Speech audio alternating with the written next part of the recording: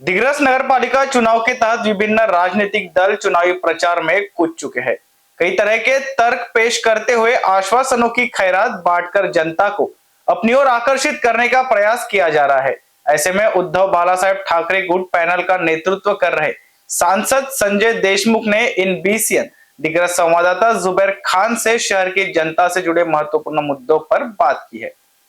दिग्रस शहर में नगरपालिका चुनाव 2025 की सरगर्मियां तेज हो चुकी हैं और इस विषय पर अगर देखा जाए तो प्रचार का जो विषय है उसको लेकर प्रचार भी धूमधाम के साथ शुरू हो चुका है।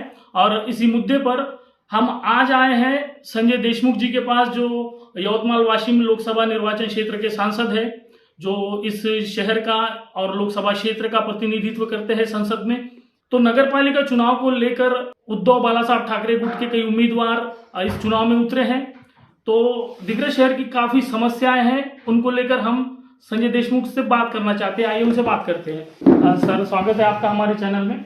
सर, मैं आपसे पहले ये सवाल पूछना चाहता हूं कि उद्धव बालासाहेब ठाकरे गुट के उम्मीदवार ये चुनाव लड़ रहे हैं और उसका नेतृत्व आप कर रहे हैं, तो आप इस चुनाव को लेकर जनता से क्या अपील करना चाहें?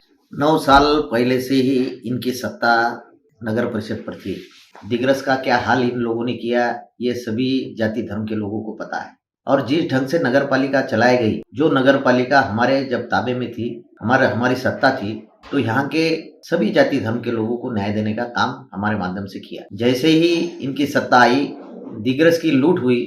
नगर पालिका का तुम अगर ऑडिट रिपोर्ट देखेंगे तो नगर पालिका पे बहुत सारा कर्जा हो चुका है। कोई वहां पे किसी का बंधन नहीं रहा।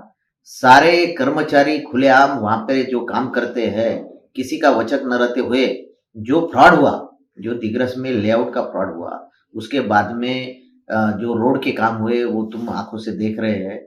जो भी काम हुआ वो एकदम निकृष्ट दर्जे का काम वहां पर हुआ। और ये सब जब जनता जानती है, और जो दबाव तंत्र चल रहा है, पालक मंत्री जिस ढंग से दबाव तंत्र की बात करके लोगों को, जहां जैसा लकड़े वाले लोग हैं उनको बोलते हैं कि भाई तुम लकड़ा बेचेंगे तो हमारे वोट करो। जहां पे हमारे कुरैशी समाज के लोग हैं उनको अलग तरह से धमका रहे। हम भी राजनीति में गए 25 साल से मैं हूँ। मैं भी 10 साल आमदार रहा, मंत्री रहा। मैंने कभी किसी समाज ने किसी को वोट दिया नहीं दिया या अपने विरोध में था, मैंने कभी देखा नहीं। मैंने सभी जाति धर्म के लोगों को लेके अपने दिग्रस शहर का विकास कैसा करते आएगा, यही मैंने कोशिश की। मगर आज का दौर तुम देखेंगे तो एक दबाव तंत्र का राजनीति यहाँ पे चल रही है। मैं आपको बताना चाहता हूँ कि लोगों ने इसके दबाव तंत्र को झुकना नहीं चाहिए। अगर लोग झुकेंगे तो ज्यादा ये लोग दबाएंगे। मैं तुमको एक छोटा सा उदाहरण बताऊं। नगर परिषद में चुनाव में जो फॉर्म हमने भरे वो सही फॉर्म भरे, पर वो रिजेक्ट फॉर्म किए गए। एक वातावरण ऐसा बताने की कोशिश की है कि ये फॉर्म इन्होंने सही भरे नहीं, पर न्याय देवता ने वहां पे हमारे जो फॉर्म रिजेक्ट किए थे वो सभी फॉर्म वापस आ गए। तो बोलने का उद्देश्य ये है कि इनकी जो नीति है वो दबाव तंत्र की नीति है। मैं पालक मंत्री से पूछना चाहता हूं कि दिग्रस में क्या विकास हुआ, दिग्रस में कौन सा विकास हुआ। जो यहाँ पे जो भी बात हुई वो सिर्फ भ्रष्टाचार के रूप में हुई। 10% कमीशन इन्होंने लिया। 10% के माध्यम से, मैं खुले तौर से बोलता हूँ, और उन्होंने भी बताना अभी भी जितने भूमि पूजन हुए उसका क्या हाल है। और एक ठेकेदार, इतने सारे ठेकेदार, छोटे मोटे ठेकेदार अपने दिग्रस शहर के हैं, उनको भी काम मिलना चाहिए। मगर ये इनके ही कार्यकर्ता को काम देने का, इनके ही ठेकेदारों को काम देने का कोई पारदर्शिता नहीं। मैं आपको बताना चाहता हूँ, घंटी बाबा के बाजू का कॉम्प्लेक्स है, वो कॉम्प्लेक्स इन्होंने परस्पर बेच डाले। परस्पर एक धनाढ्य आदमी को दे दी है। उसकी मैं चौकसी लगाने वाला हूँ, उसको छोड़ने वाला नहीं हूँ मैंने। वैसी मेरी तकरार वहां पे दी गई है। 17 लाख रुपए उन्होंने लिए कॉम्प्लेक्स वालों के, जो गरीब सामान्य, उसके बाद में जिनको दुकान दिए गए, 17 लाख रुपए वहां पर लिए गए। मैं ये दावे के साथ बोलता हूँ, जिन्होंने दुकान लिए वो आदमी मुझे से मिला और मुझे बताया कि मैंने 17 लाख रुपए, जो नगर परिषद 17 लाख रुपए काय के ले रहे तुम, कौन से बात के 17 लाख रुपए की? नगर परिषद का कॉम्प्लेक्स है, वहां पे जो भी गरीब सामान्य वहां पे जो बैठा आदमी था, हमने तो आज तक जितने भी कॉम्प्लेक्स बनाए उसमें जो लोग वहां पे रहते थे, जिन लोग धंधा करते थे, चाहे कोई भी समाज का हो, उसको प्राधान्य देके उसको दुकान दी। ये क्या रईस लोगों के लिए कॉम्प्लेक्स बना रहे तुम? क्या बड़े लोग आएंगे, बड़े लोग पैसे भरेंगे और गरीब और सामान्य आदमी ने कहाँ पे जाना? ऐसा यहाँ पे ये सब सिचुएशन सब लोगों को पता है। सर, हमारा सवाल एक और है कि अभी जो प्रचार जोरों शोरों से शुरू हो चुका है, तो इसमें एक धारणा ये भी तय की जा रही है कि अगर आप सत्ता को वोट देंगे, अगर आप सत्ता का साथ देंगे तो विकास बहुत जोर से होगा। तो क्या ये लोकतंत्र की परिभाषा हो सकती है, क्योंकि लोकतंत्र में चुनाव जैसा एक विकल्प दिया है जनता को ताकि वो अपनी एक चॉइस से अपनी पसंद से अपना उम्मीदवार तय करे। आप क्या कहना चाहेंगे इस पे? नहीं नहीं, ऐसा कुछ भी नहीं रहता कि देखो, नगर परिषद का जो फंड है पूरे महाराष्ट्र में बांटे जाता, वो नगर परिषद का जो हेड पे दलित बस्ती में जो पैसे आने वाले हैं, नगर विकास उत्थान के पैसे आने वाले हैं, जो आने ही वाले हैं, ये जो लोगों को अफवाह फैला रहे हैं, और जो सत्ताधारी लोग हैं, अजीत पवार का स्टेटमेंट देखो, वहां पे चंद्रकांत पटेल का स्टेटमेंट देखो, अपने माननीय उप मुख्यमंत्री का स्टेटमेंट देखो, ये लोग लोगों को गुमराह कर रहे हैं कि भाई हमारी सत्ता है, हमारे को अगर तुम वोट नहीं देंगे तो हम विकास नहीं करेंगे। ऐसा कुछ भी नहीं रहता। मैं आपको दावे के साथ बोलता हूं कि मैं जब से खासदार बना, ये यवतमाल और वाशिम लोकसभा में करोड़ों रुपए हमने लाए, पर वो हम बता रहे नहीं लोगों की भाई हमने ये किया, हमने वो किया, ये जो ढिंडोरा पीट रहे। और मैं तुमको प्रूफ के साथ और ऑर्डर के साथ मैं बताना चाहता हूँ। वैसे कई किस्से अभी नूर मोहम्मद खान है, उन्होंने बताया कि भाई ये 2 लाख रुपए का नीति बताओ, हमारे मकसूद सर ने उस पर जवाब दिया। अब वो जो जिस ढंग से इनको ये नई दुल्हन है, वो ठुमके वहां पे जाके मार रही, बाकी कुछ भी नहीं। ज्यादा ठुमके नहीं मारेंगे वहां पे लोग बोलेंगे कि तुम ठुमके नहीं मार रहे। ये ठुमके मारने की कोशिश इनकी चालू है, मगर जनता इस दिग्रस नगर परिषद में सभी जाति धर्म के लोग, हिंदू रहो, मुस्लिम रहो, बौद्ध रहो, ईसाई रहो, कोई भी जाति धर्म का आदमी रहो, उनको ये पता है कि अगर अपने को दिग्रस बचाना है, दिग्रस को कायम रखना है, तो इन लोगों के चुंगल से ये नगर पालिका निकालना चाहिए। और मशाल ये चिन्ह पर बटन दबा के इन्होंने ज्यादा से ज्यादा वोट हमारे पैनल को करना चाहिए। मैं दावे के साथ बोलता हूँ, मैं यहीं रहने वाला हूँ, मैं दिग्रस में ही रहूंगा, मेरे बाल बच्चे दिग्रस में रहेंगे। ये जो लोग अपने नेतृत्व कर रहे हैं, ये कुछ दिनों के लिए, डिलिमिटेशन के बाद में ये आपको दिखने भी वाले नहीं है। और इनकी सत्ता का उपयोग ये लोगों को दबाव तंत्र से, मैं तुमको बोलता हूँ, मोती नगर और नदी के पहली ओर जो पानी का सवाल था, मैंने जब लोगों ने मुझे बताया कि भाई ऐसा पानी 15-15, 20-20 दिन हमको आ रहा नहीं है, जब मैंने सीओ से बात किया और उसको बताया कि भाई क्या कारण है, नदी के पहली ओर पानी क्यों नहीं मिल रहा, तब सीओ ने कही तो उस पर कोशिश की है। और मेरी उनसे यही बोलना है कि इतने साल तुम्हारी सत्ता रही, 52 कोटी रुपए पानी पुरवठा के लिए आए, क्या किए तुमने? कहाँ गया पानी, कहाँ गए पाइपलाइन, कहाँ वो लोगों को कहाँ सुविधा मिली?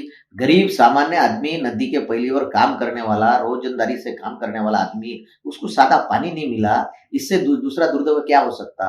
और मैं ये भी बताता हूँ कि इसका नगर परिषद हमारी आने के बाद में स्पेशल ऑडिट हम लगाएंगे, और स्पेशल ऑडिट लगा के जिन जिन लोगों ने भ्रष्टाचार किया उन लोगों को हम सजा दिलाएंगे। सर, मेरा एक सवाल और भी है कि जैसे आपने कहा कि मोती नगर की समस्या है या नदी के उस पार की, शहर के कई इलाके ऐसे हैं जहां पर भीषण पानी की समस्या है, तो लोगों में एक ये भी संभ्रम है कि सत्ताधारी जो है वो बार बार कह रहे हैं कि ये करेंगे, हम वोट देंगे तो हम ये समस्या हल करेंगे। तो लोकसभा के पहले से अगर देखा जाए तो पानी की पाइपलाइन यहाँ पर आई थी, लेकिन उसका काम हुआ नहीं, बीच में काम रोक दिया गया। तो ये कहीं चालबाजी तो नहीं सत्ताधारियों की कि वो लोगों को इस तरह से उनके काम रोक के उनको मजबूर करना चाहते एक तरह से, ताकि वो उनको वोट दे? देखो, ये जो सत्ताधारी लोग हैं और ये जो पालक मंत्री अपने यहाँ के हैं, उनको ये लगता कि दिग्रस के लोगों को अगर अपन ने दबाया तो ये लोग डर के अपने पास आने वाले हैं। मैं तुमको छोटा सा उदाहरण बता, जितने भी नगर परिषद के कॉम्प्लेक्स है, जितने भी व्यापारी लोगों को दुकान दिए थे, गए 20 साल हमारी सत्ता थी नगर परिषद में, एक तरफी सत्ता थी, कभी हमने कोई व्यापारी को एक शब्द से भी कभी कोई तकलीफ दी नहीं, कभी उनके बारे में, उनके दुकान के बारे में हमने कभी गैर समझ, लोगों ने हमको बोले कि भाई ऐसा है वैसा है, तो भी हमने बोले कि नहीं, ये अपने गाँव वाले और ये गरीब लोग है, सामान्य लोग है, इनके पास कई सालों से दुकान है। और उसके बाद में भी जब नगर पालिका में सत्ता नहीं थी और जो नगर सीओ जो वो लेडी आई अपने माधुरी मैडम, उसके कंधे पे बंदूक रख के ये सत्ताधारी लोगों ने वहां पे वो दुकानों के बारे में नोटिस दिया, उसका भाड़ा बढ़ाया। दुकान वो ऐसा समझ रहे कि भाई दुकान हम निकाल लेंगे, हमारे साथ तुम नहीं रहे। तो कल यहाँ पे कुछ धनाढ्य लोगों ने वहां पे मीटिंग लिया। अभी तक सो के थे क्या? अभी तक सो गए थे क्या? अभी इलेक्शन आ गया तो तुमको याद आई क्या वो व्यापारी लोगों की वो दुकानों के बारे में? मैं तुमको दावे के साथ बोलता हूँ, व्यापारी लोगों ने इस अफवाह को गैर समझ करना नहीं, निश्चित तौर से हमारी सत्ता आने वाली है। भगवान की कृपा से, अल्लाह की कृपा से हमारे को सभी जाति धर्म के लोग हमारे साथ में हैं। और जो संघर्ष करने वाले लोग हैं, जिनके पास संघर्ष नाम की चीज है, वो संघर्ष करने लोग मेरे साथ में रहने की वजह से सत्ता आने के बाद में जो भी व्यापारी का मसला है, जो भी अपने घर का पानी का मसला है, वो जो भी जितने भी दिग्रस के मसले हैं, वो निश्चित तौर से हम उसको सुलझाएं। तो ये थे सांसद संजय देशमुख, जिन्होंने बताया कि जिस तरह की रणनीति जो विरोधी है वो इस्तेमाल कर रहे हैं नगर पालिका चुनाव में, लेकिन उन्होंने यकीन दिलाया कि जनता जो है इनके बातों पर ध्यान ना दे, जो गलत तरीके से बता रहे हैं कि विकास अगर करना है तो उनको ही वोट देना होगा, क्योंकि लोकतंत्र ने जनता को एक विकल्प दिया है कि वो अपना उम्मीदवार। सर, नगर पालिका चुनाव में जो उद्धव बाला साहब ठाकरे गुट के लिए जब आपने उम्मीदवारी दी, तो आपने कौन से निकष या किस आधार पर ये तय किया कि इस व्यक्ति को उम्मीदवारी मिलना चाहिए? मैंने अच्छे प्रतिमा वाले, लोगों के सुख दुख में शामिल होने वाले, विकास की जिनको परख है, ऐसे उम्मीदवार जो गरीब है, जिनके घर को कोई खुद वो रोजी रोटी कमाने के लिए रोज काम पर जाते हैं, ऐसे 4 उम्मीदवार मैंने दिया है। और उनके जो उम्मीदवार है सब नंबर 2 धंधे करने वाले लोग उनके उम्मीदवार है। तुम देख लो, हमारे उम्मीदवार देखो और उनके उम्मीदवार देखो। और मैं आज तक मेरे राजनीति में कभी बदला लेने की भावना मैंने कभी रखा नहीं। और जो नंबर 2 वाले के ज्यादा आंग में आयोली है, जो गुटखा किंग लोग है, जिनको लगता है कि हमारी सत्ता रहने के बाद सब कुछ होता, जिस दिन इस बात में मैं आ जाऊंगा, उस दिन वो गुटकों वालों को बता दूंगा कि क्या चीज रहती करके सत्ता, और बगैर सत्ता भी रही तो क्या कर सकता खासदार, ये बताने की बात मैं करने वाला हूँ। जो भी नंबर 2 धंधे वाले हैं, जिस ढंग से लोगों को डरा रहे, धमका रहे, और जिस एंगल से वो आज राजनीति में उतरे, उतने ही ताकत से मैं उनके बारे में